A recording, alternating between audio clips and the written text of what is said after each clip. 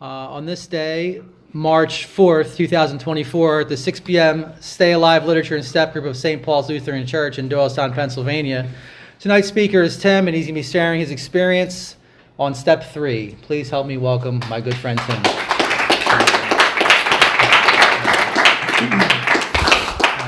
Good evening, everybody. My name is Tim, and I am an alcoholic. I want to thank Nick, my brother here, for asking me to participate in a program that has freely given me freedom, love, understanding of what it has to be, what it's like to have a relationship with God, camaraderie,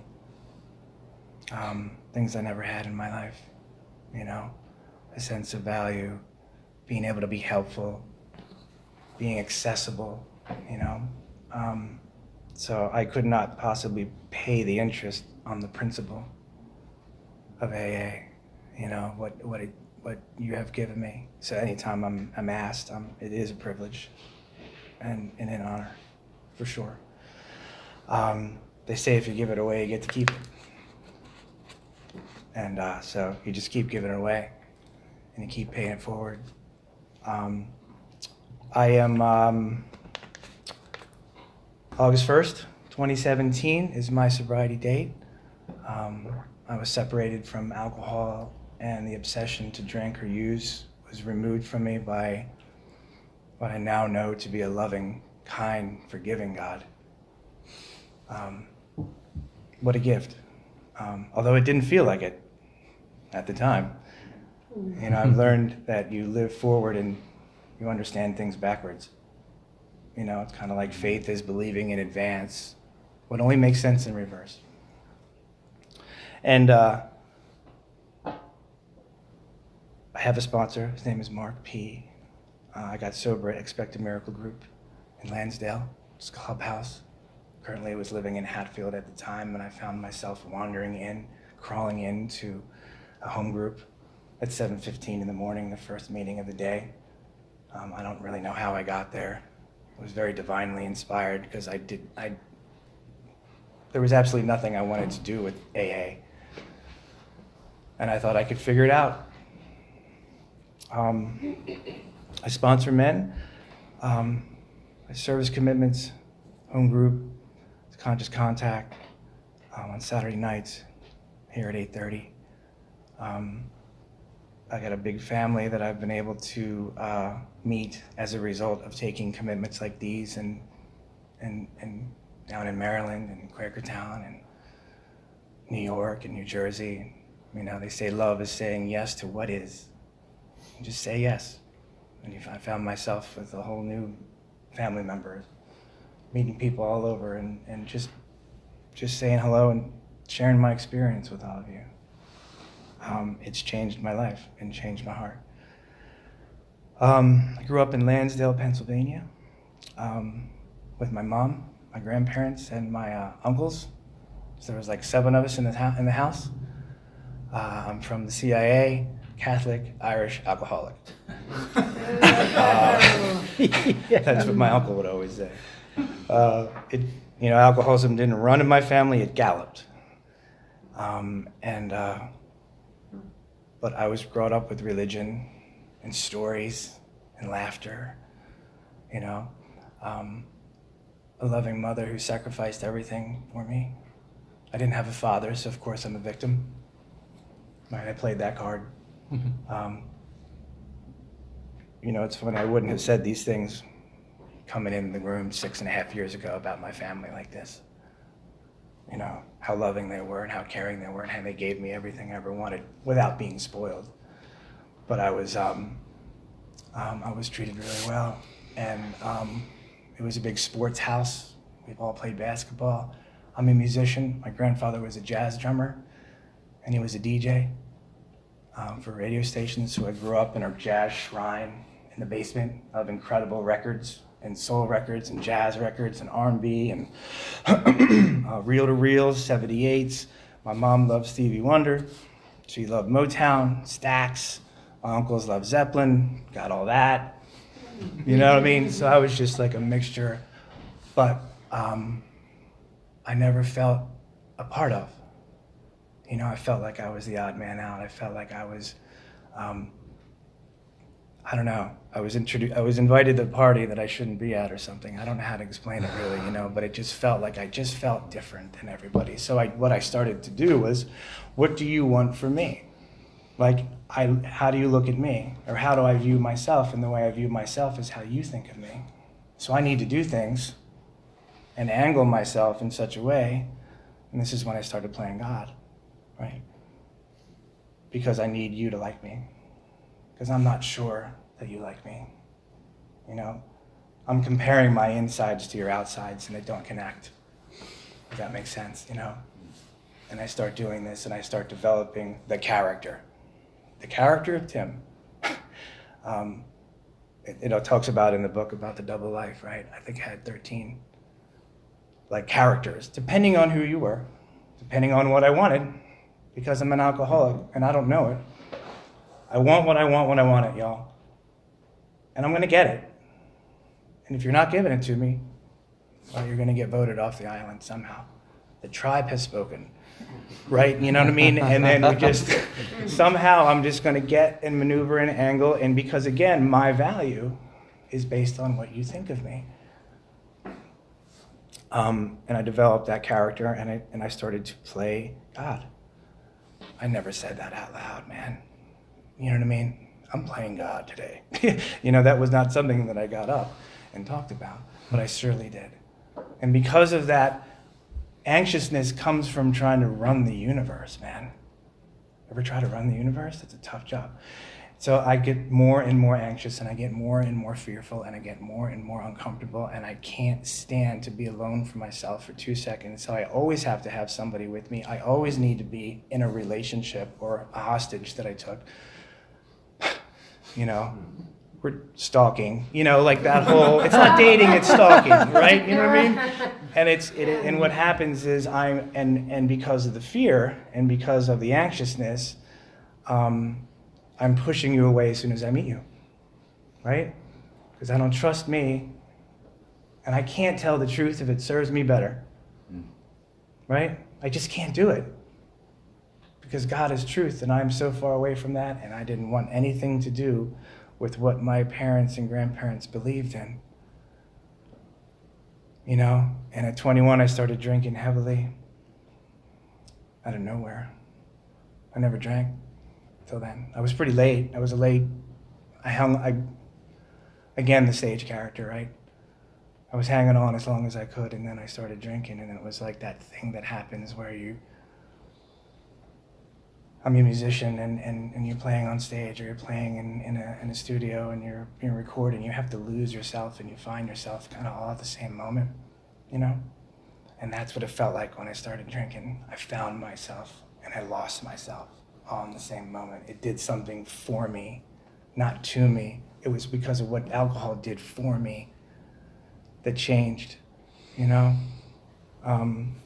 I pushed those really good people away, called my family, because I know better than you. I got the answers. I got the plot, as they say, right? And my grandfather would say, and he was a very faithful man, and he saw me start itching and scratching myself to death. And he would just say, "Don't you miss him? Don't you miss him?" And I didn't know what he meant, He's talking about God. Because I'm nowhere near having a relationship with God. I'm so far away. I've pushed him so far away. And my grandfather can see that. My whole family can see that. Because I'm playing God, right? In this need to control, and this need to have results, and my happiness is attached to situations and results of things, right? I got to be in control. I need to see it. If I can't see it, and science can't prove it, again, you're voted off the island, and you just fast forward, and you fast forward, and you fast forward, and I lost 2 decades, and I found myself at 44 years old in a dungy apartment in Hatfield on my knees with tears in my eyes, like real tears. You know, I got one foot in the grave. Because my mom she always told me, she's like, I'm planning your funeral, you know? Like, that's what she's telling. That's what my mother is saying to me. And she's a very compassionate woman, but that's what I made her say to me, you know? And I'm on my knees, and I just remember, man, I remember looking up and just the soul cry, you know, like it was like a noise that never had come out of me, a tone that I never could ever duplicate, you know. And I remember something happened, man. My sponsor always says that he loves the words. There's 2 words in an alcoholic story when they're telling it that he loves, and then the words are "and then." Because when an alcoholic's telling a story and they say "and then," you know God's coming around the corner, right? And something happened to me, my friends. Like there was almost like I'm making a phone call in my heart, and he answered. Felt like someone picked up, you know? And I got up, and I felt weird in the sense that it seemed like everything was going to be okay, and nothing was ever okay. And I never felt that way before. And also, I don't want to drink, and I don't want to use.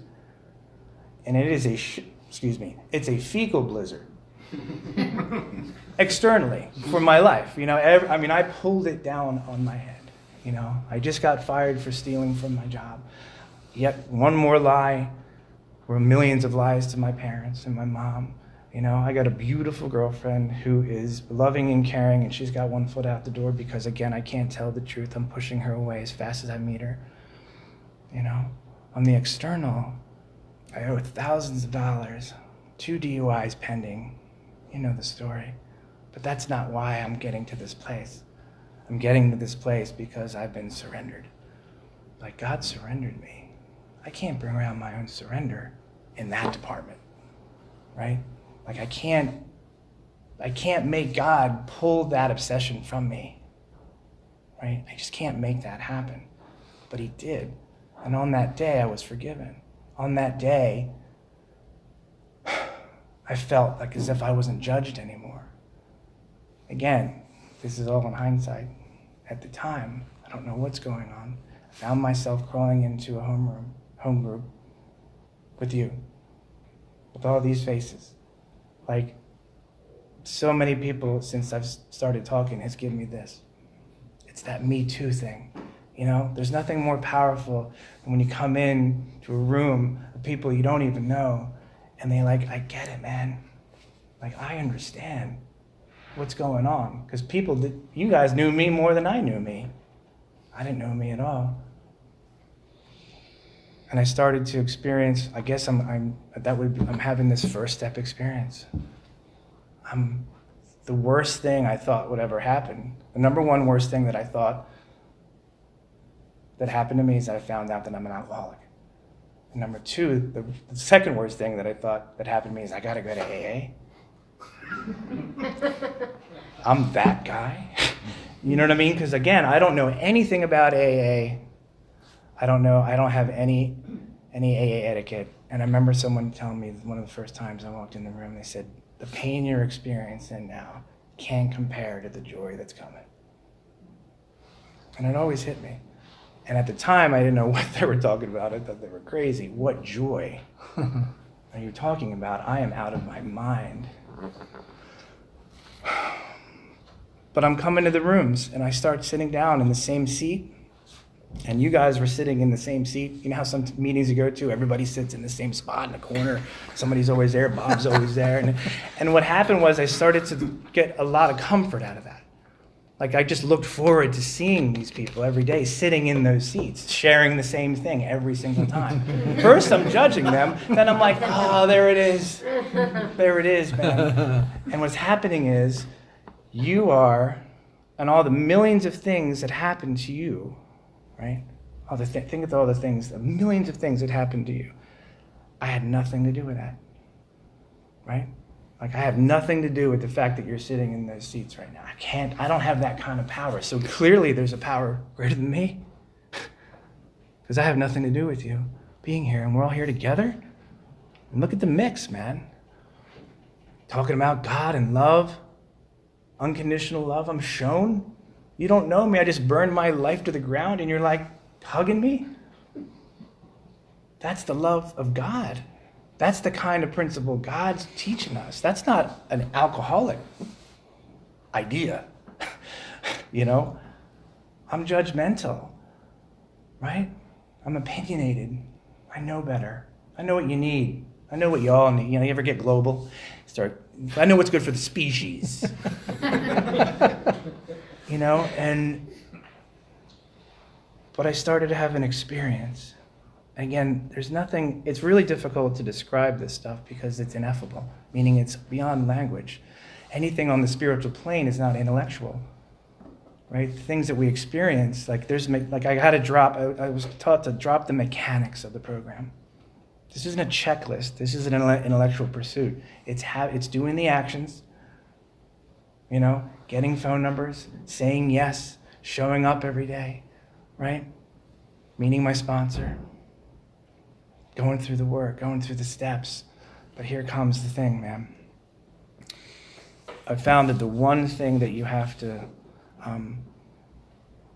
the number one thing I had to surrender, which I didn't know I had to do, I was having trouble with it in the beginning because I didn't get it. What's the number one thing you have to surrender? Right? And I thought it was the alcohol and the drugs. Well, that was surrendered for me. But what I have to surrender, like really, is my judgment. See, my judgment is what's killing me. It's my judgment that I think I know better. It's my judgment that I know what you need and I need. It's my judgment that's been killing me my whole life because I think I know what God thing is all about. And yeah, Tim from Lansdale figured it out, everybody. You know what I mean? Like, that's the attitude. Like, you think, I think I know. You ever have that, like, whatever I think, it must be true? And if I don't know it, it's not worth knowing, man. And what happened was I started to, through this experience of having this really powerful experience in the room and hearing these shares and you guys doing this really amazing thing, and you started sharing about how scared you were. You started sharing about how you let everybody down in your family. You started sharing about how incredibly uncomfortable you lived your whole life, and you started sharing how I felt. And I never thought that anyone would ever understand how I felt. I thought I was Mr. Unique coming in here. You're not going to get me. You're not going to understand me. What a laugh that is. We are so uniquely the same. The common peril is for real. You know, it really is what binds us. But really what binds us is the solution, the common solution that we live in. And I started learning what that was. And I started experientially learning. Because it's coming, as a man thinks in his heart, so is he, right? So I started thinking in my heart. And what it was just simply, what does God want for me? And I remember getting down on my knees with my sponsor for the third step. And it's an interesting thing about, to kind of back up for what we agnostics, it says actually we were fooling ourselves for deep down, every man, woman, and child is the fundamental idea of God. This is the first time that actually in this book is telling me that God is in me. I'm going to find it here, you know? Like, it's going to be within myself. Because I only know myself to be this angry, opinionated, manipulating liar. And I'm going to find God in me. You know? That seemed crazy to me. However, what started happening was because of you, because of the rooms, because of the direction of my sponsor, because of the steps, because of the things that I was doing that was unselfish and abandoning myself to you, I started to experience that very thing inside myself without being able to describe it. In other words, it's ineffable. It's not something I could really describe to you. It's just something that's within me that makes me get it, that gets me, that I started to feel like I would belong. I started to understand you in a way that I never thought that I would understand anybody. I started having relationships like I never had. And I barely was here that long. I mean, I was in third step. I was only here for a couple months. And I'm starting to feel the power, you know? Early on in this book, it tells me lack of power is my dilemma. By the time I'm getting to the third step, it's telling me that new power is flowing in. That's beautiful. And I remember the requirement, obviously there's a requirement before the decision, right? And that's that my life run on my will can hardly be a success. It's time to stop playing God. If you want to know what you believe in, look at your actions, right? And I started seeing that my actions was very much so that I was playing God. And it was time to turn my life and my will, my life, which is my actions, and my will, which are my thought life, over to the care of God, right? He's going to care for me, right? This loving God that pulled the obsession away from me, this loving God that forgave me no matter what I did, right? This loving God that sent me into the rooms. Somehow, again, it was not mandated. There was nothing, I just found myself here. How does that happen? Like, I can't do that, right? All the glory goes to God. I need that power. And I started experiencing that power. And when I made that choice, when I made that decision, I remember getting up and something happened again. And yet another experience that I felt, all right, my life is no longer my business. Who I live with, where I work, how much money I make, what I wear, what I eat, everything goes to God. I'm no longer, because everything that I've done my whole life is try to run my life on my will. And I drive that bus into the ground every single time, man, because I'm playing God, right?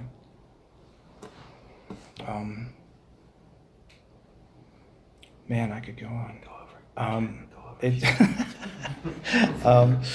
But the experience that I had is yeah, we want to launch into a vigorous course of action, which means you want to go right into inventory when you make that decision. But what do? I started saying that prayer every morning because if you notice, there's no amen at the end of that prayer. And because we're living in that prayer. We're going to be living in that prayer for a while. You know, that's why it never ends. You're always living in the prayer. I'm always turning my life over to the care of God. God, build with me and do with me as thou wilt, not how I will. Take away my difficulties, that victory over them may bear witness. Bear witness is an old spiritual term for leading by example. Like, how do I lead by example of God's power? How do I lead by example by God's love and his way of life? Do I live in principle? I live in compassion. Taught to live in kindness, right? Compassion is with pain. Com, which is with, and passio in Latin is pain. So you're with pain. I can sit with you in your pain. Compassionately. That's a principle of God, because he's certainly taking compassion and mercy on me. Can I do that to you? Can I live that way every day? Right? He's the principal. I'm the student. I'm just an agent of God now. So now I can slowly lose the death grip that I have on life and everybody else, right? Because I'm asking for it. And I start seeing the selfishness. My sponsor said, every time you feel yourself agitated, pause. Slow your roll and just chill out and ask for God's help. And I did that. He's like, don't do anything. When you're feeling that way, don't do anything. Don't say anything. Never miss an opportunity to say nothing. That was his line, right? Which is a great thing, right? Because I'm always, we're always got the rap. I'm always the prosecuting attorney, right? Or the salesman. I got to sell it to you. Why don't you do nothing? Try that. And I did that, and what it showed me is how often I'm leaning into life. I did it like 10 times a day. That's how often I'm leaning into every facet of my life, right? Because I'm pausing every time I'm agitated, and every time I'm agitated, it's a spiritual axiom. It says that I'm always disturbed. The problem lies within myself. It's not you, right? Heaven's just a new pair of glasses, and I need that, right? Because I'm looking through the lens of selfishness, and I'm looking through the lens of I know better, and I'm looking through the lens of what I want and the results that I'm looking for versus what does God want for me now? How does he want this to go?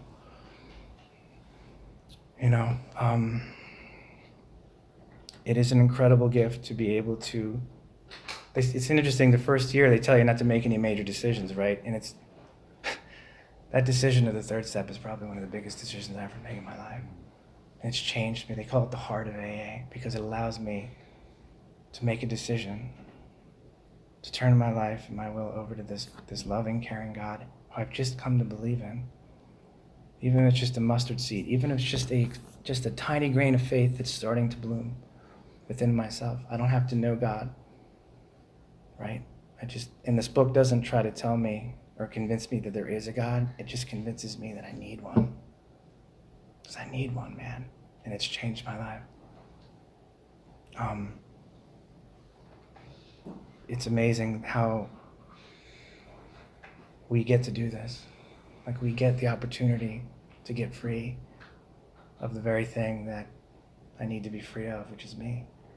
Stop playing God so I can get out of the way and God can lead me to humble service.